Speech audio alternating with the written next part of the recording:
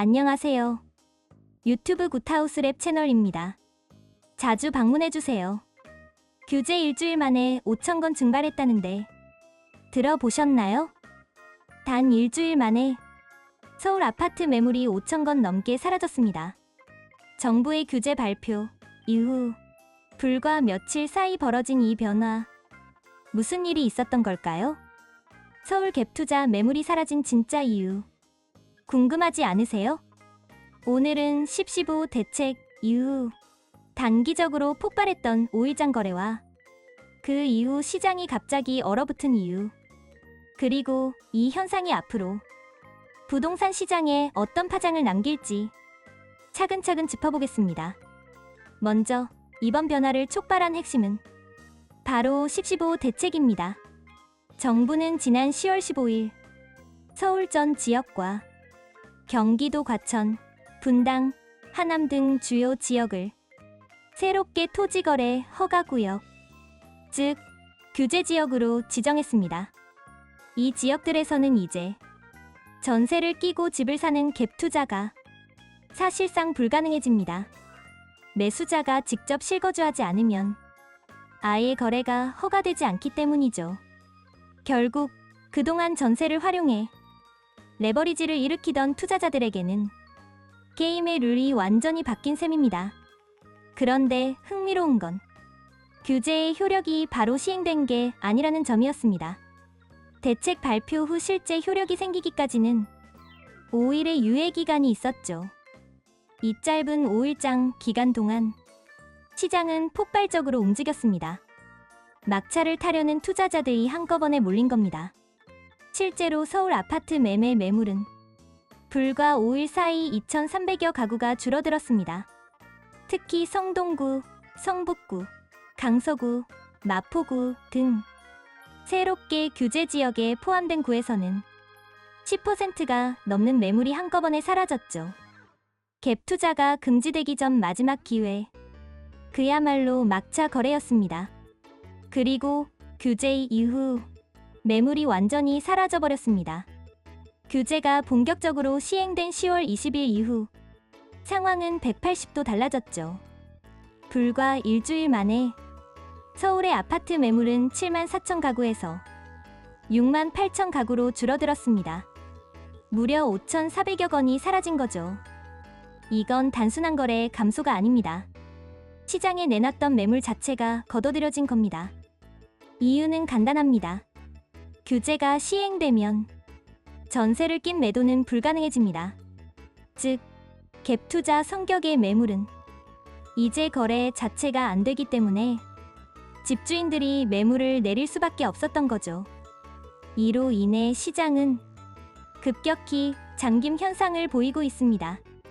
마포구 한 공인중개소 관계자는 이제는 매수 문의도 없고 집주인들이 분위기만 살피는 전화만 한다 라고 말했습니다. 이 규제의 여파는 서울만의 이야기가 아닙니다. 경기도에서도 비슷한 현상이 벌어지고 있습니다. 하남시는 17.7%, 과천시는 16.9%, 용인 수지구는 15.8%, 성남 분당구는 15.3%나 매물이 감소했습니다. 이는 곧 갭투자 거래 불가능 지역으로 지정된 지역일수록 시장 매물이 빠르게 줄어들었다는 뜻입니다. 쉽게 말해 투자로만 거래되던 매물들이 규제에 막히며 일시적으로 사라진 겁니다. 이는 거래 절벽의 시작을 의미하기도 합니다. 매물이 줄었다고 해서 시장이 활발해지는 게 아니라 오히려 거래 자체가 멈춰버린 거죠. 한편 같은 기간 전세와 월세 매물은 오히려 소폭 늘었습니다. 대책 발표 당일 대비 전세 매물은 362건, 월세 매물은 460건 증가했습니다. 이건 두 가지로 해석할 수 있습니다. 첫째, 갭 투자가 막히며 임대 시장이 다시 움직이기 시작했다는 점. 둘째, 매매 대신 전월세로 잠시 피신하려는 수요가 늘었다는 점입니다. 즉, 실수요자들은 여전히 집을 구하고 있지만 이제는 매매가 아닌 임차로 돌아서고 있는 겁니다. 많은 사람들은 이번 현상을 일시적 거래 급등 후 깊은 관망기로 보고 있습니다. 토지 거래 허가제 때문에 실제 거래가 불가능한 매물들이 정리되며 매물량이 감소한 것이라고 보고 있죠. 결국 시장은 당분간 매수자도 매도자도 움직이지 않는 정지 상태로 들어설 가능성이 큽니다. 실거주 목적이 아닌 거래가 어려워지면서 서울 부동산 시장은 다시 잠김 국면으로 접어든 겁니다. 그렇다면 앞으로는 어떻게 될까요? 규제로 인해 매물이 사라진 지금 당분간 거래량은 더 줄어들 가능성이 큽니다. 하지만 장기적으로 보면 매물 부족은 다시 가격 상승 압력으로 작용할 수도 있습니다. 과거에도 규제가 강할수록 단기적으로는 거래가 줄고 시간이 지나면 희소성 프리미엄으로 재상승이 나타난 경우가 있었죠. 다만 이번엔 다릅니다. 금리, 경기, 수요층의 변화가 그때보다 훨씬 복잡하게 얽혀 있습니다. 그래서 단기 반등을 기대하기는 어렵다는 의견이 많습니다. 단 일주일 만에 5천 건의 매물이 사라진 서울. 이 현상은 단순한 숫자의 변화가 아니라 부동산 시장의 체질이 바뀌고 있다는 신호일지도 모릅니다. 투자의 시대에서 실거주의 시대로, 갭 투자에서 안정적 보유로 시장은 지금 새로운 균형점을 찾아가고 있습니다. 여러분은 이번 규제가 서울 집값의 새로운 전환점이 될 거라고 보시나요?